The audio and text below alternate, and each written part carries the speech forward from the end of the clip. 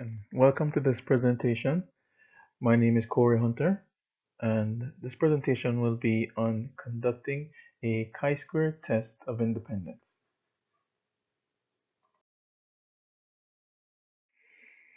During this presentation, we're going to discuss the data used for this test. We're going to state the hypothesis. We're going to discuss how we import the data into PSPP. Then we're going to conduct the chi-square test using PSPP.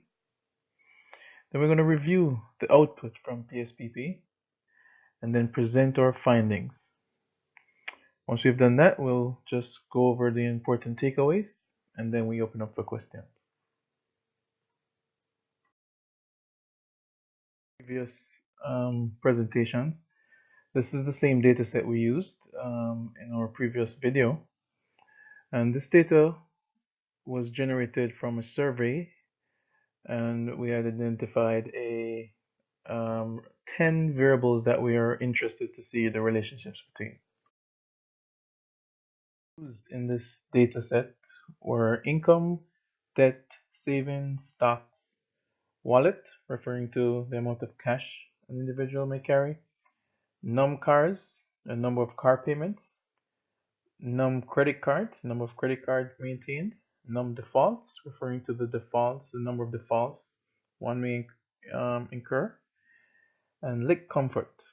And this is a self-reported comfort level of the participant with their current financial standing.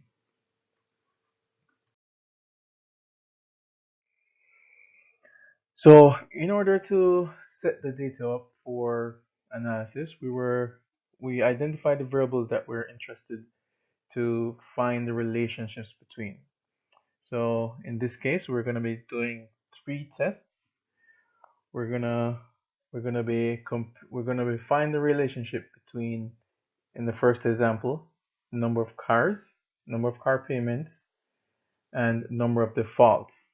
So the question we're asking here is there a relationship between num cars, the number of cars, or the number of car payments an individual has, and the number of defaults they will incur? And if there is a relationship, how strong is that relationship?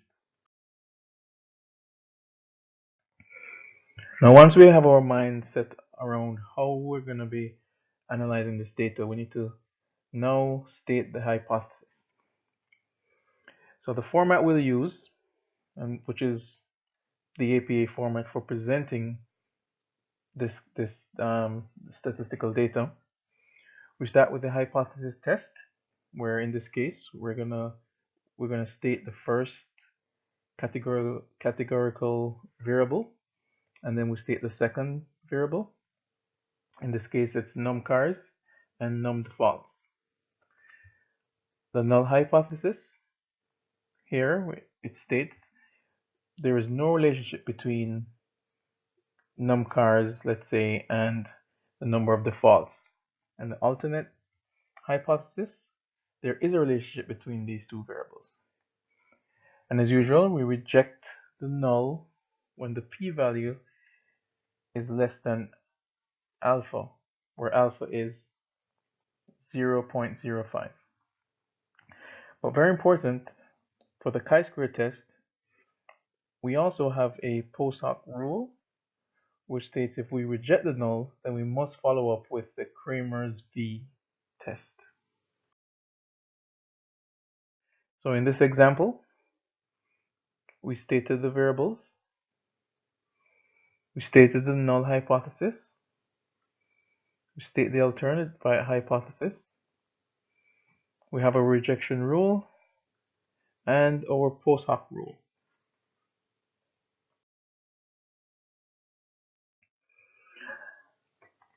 Now we're ready to start our analysis, which we would have to import our data into PSPP, which we already went through in our previous video.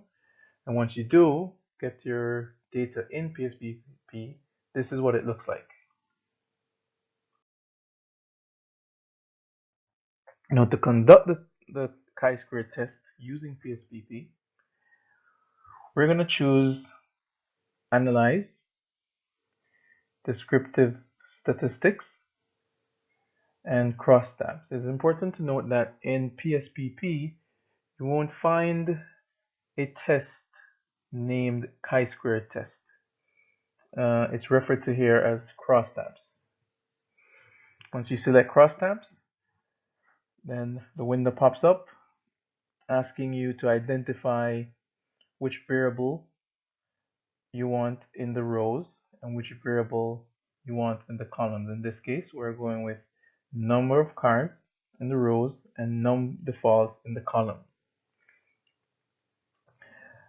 Now, to ensure that you get the chi-square test that you're looking for, we hit statistics and we make sure we select chi-square in the statistics tab, and then we hit continue. Once we have input our data and we've run our analysis, PSPP gives us an output, a summary of the results. And while it might seem confusing, we just need to pay attention to some key numbers here. So for our n value, we can find our n value here, 150. And our chi-square value, we find right here. Our degree of freedom, we have 6 degrees of freedom, and our p-value is 0.351.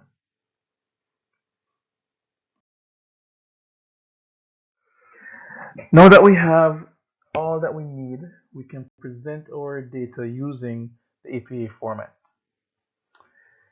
So, for the hypothesis test, num cars and num defaults, what we have is we're going to state what we just did. So the following chi-square test of independence was conducted. Here, for null hypothesis, we state our null hypothesis, which is there is no relationship between number of car payments, and number of defaults. Alternatively, there is a relationship between num cars and num defaults.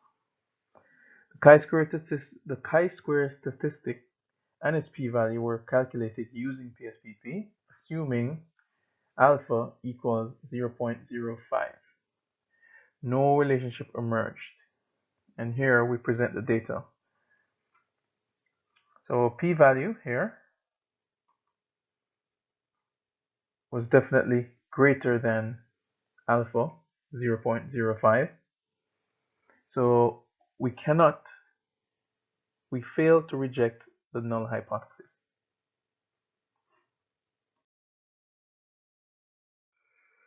Additionally, when we did the test for the relationship between lick comfort and num defaults, again we had a p-value of 0.351, which is greater than alpha, 0.05. So again, we fail to reject the null hypothesis. And in this case, our null hypothesis is that there is no relationship between lick comfort and num defaults. On our third test, we were testing the relationship between num cars and lick comfort. So num cars is the number of car payments, and the comfort level of the participant with their financial standing. So what we see here is we have a p-value of 0, which tells us that we can reject the null hypothesis. So we accept that there is a relationship between the number of cars and the level of comfort one perceives to have. Now, the chi-square test shows us that there is a relationship.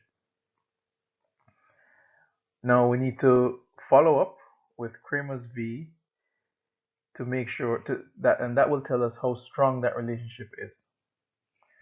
And here you see V right here as 1.0, which is very uncommon to be for V to be 1, and that indicates a very, very strong relationship. Okay, so we did our test with our sample data, and we found that we had one significant relationship that was a strong relationship. The important takeaways from this presentation today are: one, PSPP can be helpful when conducting a chi-square test. The calculations are very tedious to do by hand, and using PSPP or any analytical software will help expedite that process. And PSPP calls the chi-square test crosstabs. Again, the use of APA format when presenting the results is also important. And where alpha is 0.05, we reject the null hypothesis when the p-value is less than alpha. And if we reject the null hypothesis during our chi-square test, then we must follow with the Kramer's V, which will give us an idea of how strong that relationship is.